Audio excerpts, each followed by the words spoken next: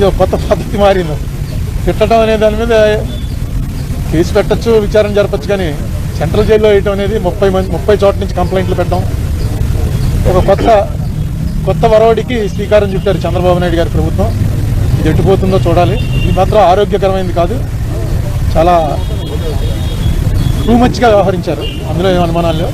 మిగతావన్నీ నేను మళ్ళీ ప్రెస్ మీట్ పెడతాను, ప్రెస్ మీట్లో చెప్తాను.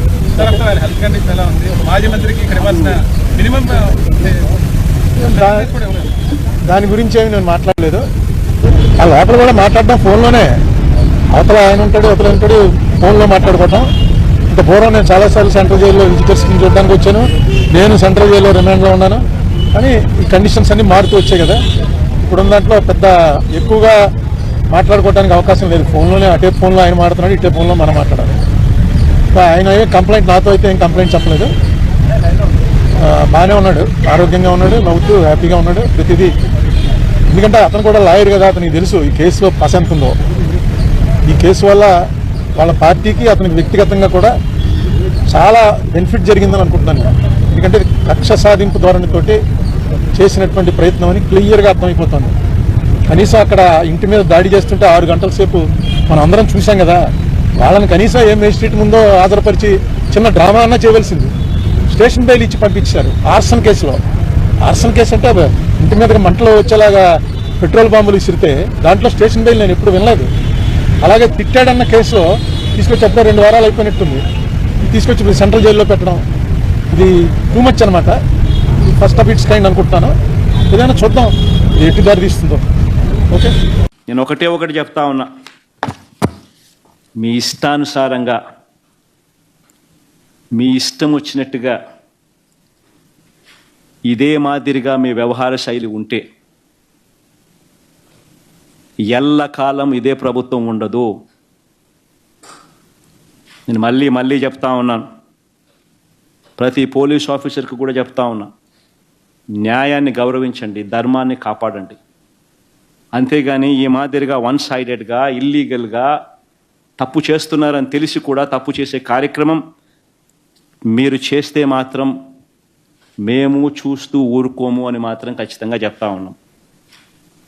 ప్రతి పోలీస్ ఆఫీసర్ మీద కూడా ప్రైవేట్ కంప్లైంట్స్ ఫైల్ చేస్తాం.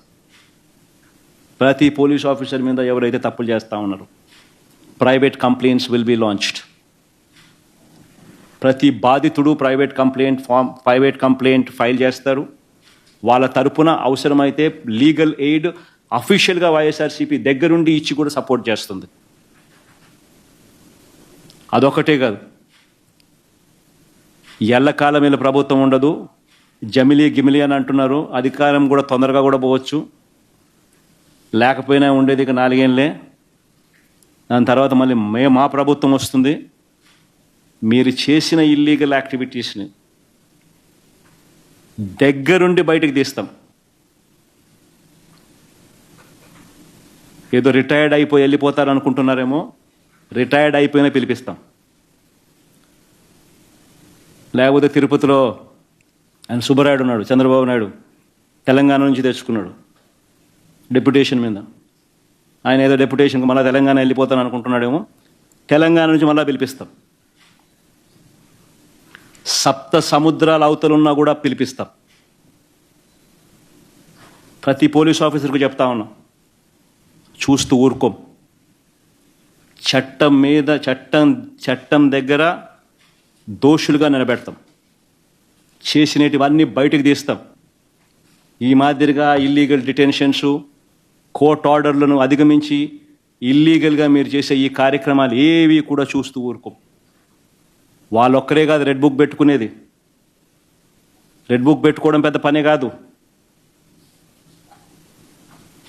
ఈరోజు నష్టపోయిన బాధిత కుటుంబాలు ఎవరెవరైతే ఉండారో ఆ ప్రతి కుటుంబం రెడ్ బుక్ పెట్టుకుంటుంది.